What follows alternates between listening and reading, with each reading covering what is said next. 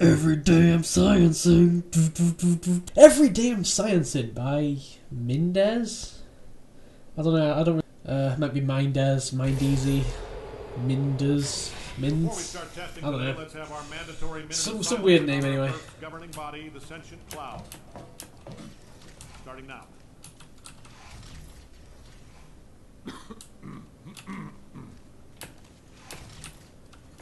Okay, Cave, you want to hurry up your speech?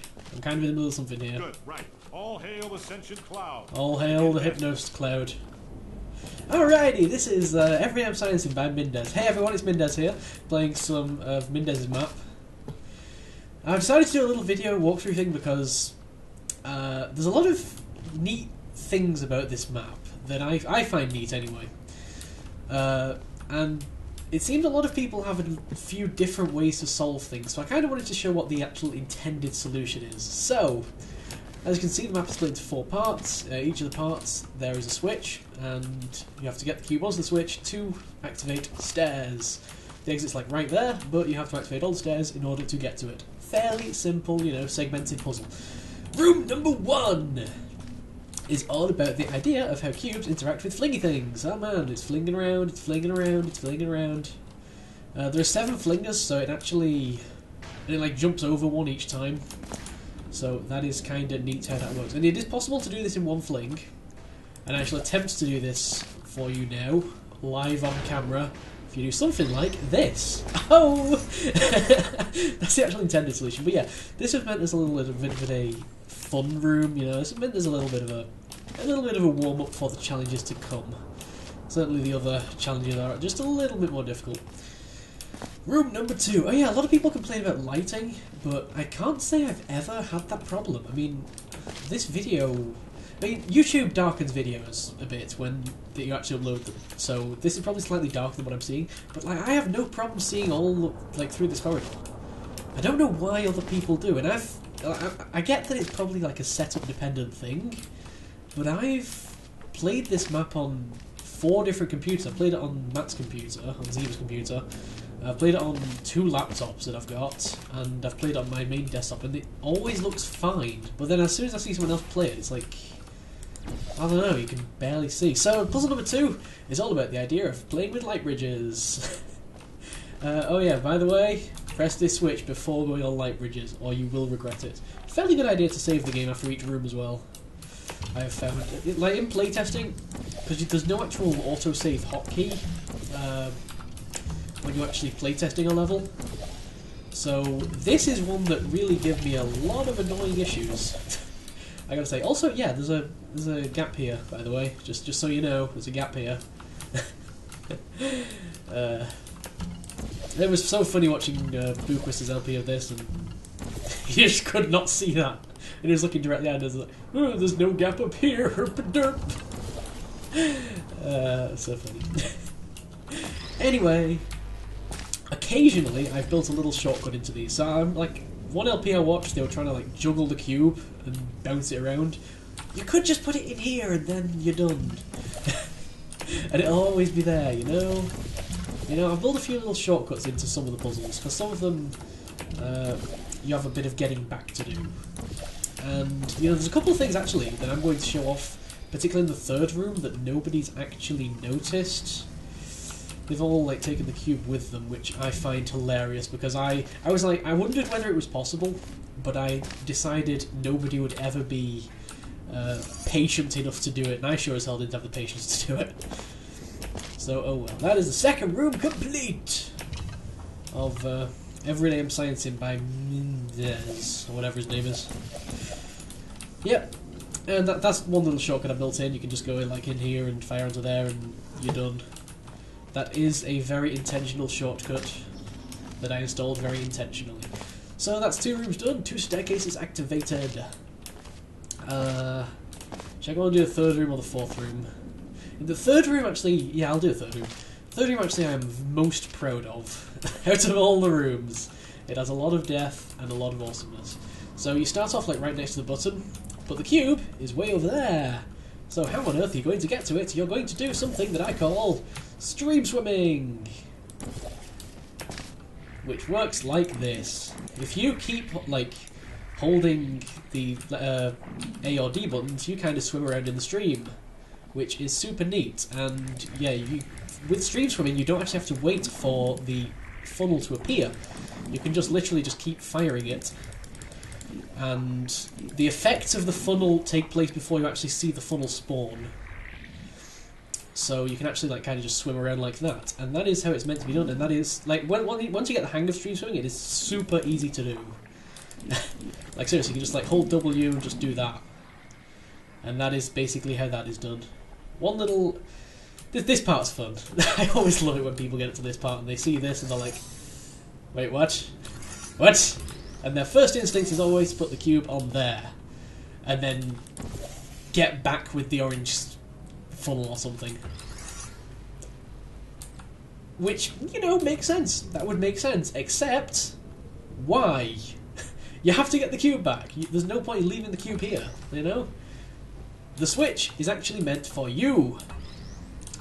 And let me just show you what I'm going to do. So I'm going to put the cube into here. This is the intended solution. I have not seen anybody solve it this way yet. But this is the actual intended solution. You put the cube in here, you step on it, you wait a little bit. You wait a little bit. You can actually, if you're just standing on the thing, you can just about see the other end of the stream. So you want that to be roughly like back there. And then what you need to do is quickly get off and fire a portal over there. And that will take the cube quite happily back to the beginning entrance of the room. It's a little bit of observation skills, a little bit of memory just to like remember where the original platform was. But that is essentially what you have to do. And then, didn't install a shortcut for this bit, so you do actually have to get back. But ultimately, like I say, once you've got that hang of stream swimming, it is super easy, because you can just scale the wall like freaking Spider-Man, or something like that. Let's go down.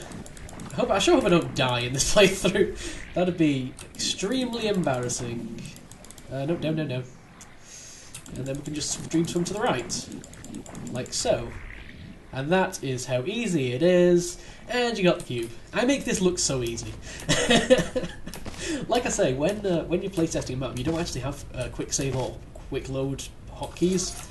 You have to actually go into console and do it, so I could never be bothered to actually quick save or quick load. And doing that meant I had to... Like, this map probably took me about 3 hours to playtest, because I had to do it all in one go. And doing that, you do kind of get the hang of things like stream swimming. And stream swimming is something that I really want to see in more and more games. This corridor is meant to be dark, by the way, because it's just a transport corridor. You just kind of whee all the way to the fourth puzzle. That is the only point in that corridor. That is the only point in it. Fourth room of Everyday I'm Sciencin.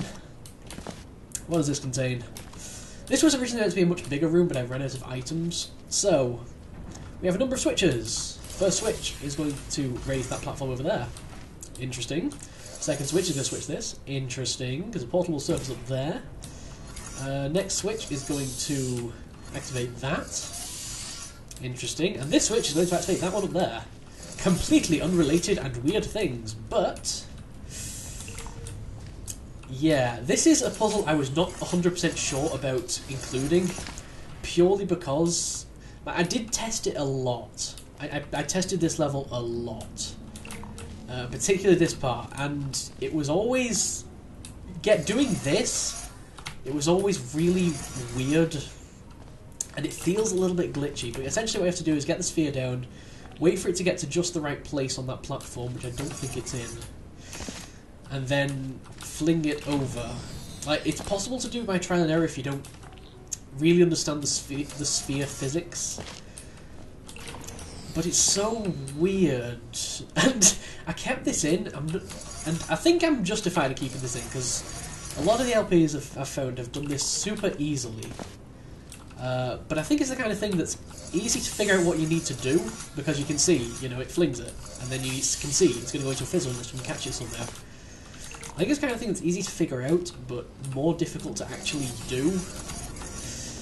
Which I was kind of keen on. I really liked the idea of the puzzle, but in execution, the engine really does not work with this kind of puzzle. And that's why I was a bit worried about leaving it in. But like I say, a lot of the LPs I've seen have done it super easily, and I have more trouble than I've ever seen anybody have with this. So I feel fairly justified. Oh yeah, if you get it stuck up there, nope, you failed. Oh well. It is a rather precise timing thing. I will admit to that. Oh, come on! Oh, dang it! Sometimes contact with these plates actually fizzles the sphere. It's if it touches the side while it's closing. That's what actually does it, because it kind of counts the sphere as being crushed. So it's a little bit odd. Kind of wanted it so you could just like run across like this, but that doesn't quite work out in principle. You do have to actually time that second button press. So yeah, this is giving me problems. This always has given me problems though. I don't know. I don't know if it feels too glitchy. I suspect it does, but I really want to leave it in for the hell of it. Like I say, this wasn't meant to be a serious map. This was actually meant to just be a... Oh, really? Really? Really? That's what you're doing? Really? Really, Matt? You're just going to be a douche to me? Is that how this is going to go? Is that really how this is going to go? Come on, Map, you're showing me up. I've perfected everything else, and then you're just here like, oh, hi. Oh, come on, no. Oh. So close. So close to the right timing. I'm sure there's a bunch of people in the comments going, ha, aha, you douche. If it's giving you this much trouble, you should not have included it in your map. And to which I would say, you are actually very right. I wonder actually if it would be better if it was a longer run-up. So that essentially it wasn't flying through the air when it went past the thingy. I don't know. I'm doing map design in my head after the map's complete and has already been LP'd by several people. This is probably not the best time to be doing game design. Yeah, this is a thing. God, whoever made this map is a real dick. Like, seriously, this is the point at which I would just be like, I can't bother with this map anymore. I can't bother with this map anymore. It's rubbish, it's terrible. 0 stars, thumbs down. It's terrible, it's useless, it's rubbish. I cannot stand this level. It is the worst level of Portal 2 ever. It is, in fact, like, something that should never have been created. It is, in fact, the Antichrist level. It will take over the world and enslave all humans. And ultimately, it is not good for the betterment of humanity. There you are! There you are, Sphere. It always comes out eventually, you know, if you're just a little bit persistent. If anyone asks, I did it as a tech demo. Next up! What that does, essentially, is remove this fizzle wall here, which I did not show you. Look, there's a fizzle wall there. Look, there's a fizzle wall there. And this removes it. So you can do this, and get a cube. Over here. Oh my god! So you can bring it through here, right? No! There is a thing on the wall. Huh. Oh yeah, this is weird. Wait, what? I love how fizzlers work. They're so weird. So yeah, there's actually a thing there. Do you know what you need to do here? Do you know what you need to do here? You need to grab the cube through the wall and put it up here. Oh, right, seriously, if you haven't already, go watch Christmas 95's LP of this map because it's hilarious. It's an hour and a half long, but it is absolutely hilarious in every single way. And then you can get that up there into the stream, so it'll come down here, and then you can get it in here, and then reverse the direction of the stream, so you can get yourself a cube. Come on, cube. Come to me. Come to me, cube. Come to me. Hi there, cube. Hello there, cube. How is it going today? And this is another little transport corridor that takes you nice and easily over to the goal. So this is Every Day I'm Sciencin by this Mindez fellow. I can't say I recommend it, you know. Ultimately, a lot of it was just pointlessly hard. The map was way too long. It's way too dark, obviously, etc. Insert other criticisms here. And that is the end of this map. Yeah, I'm definitely going to be rating this one down. The map designer does not deserve a good rating for this one. Although, I gotta say, the third test chamber, once you know how to stream swim, was pretty fun. That is about all I have to say about that. Ugh. Vote that down. Ugh. Ugh. And what the hell was that fourth puzzle? That was just glitchy. That was bad. That was bad. I hope this puzzle designer doesn't ever make another one.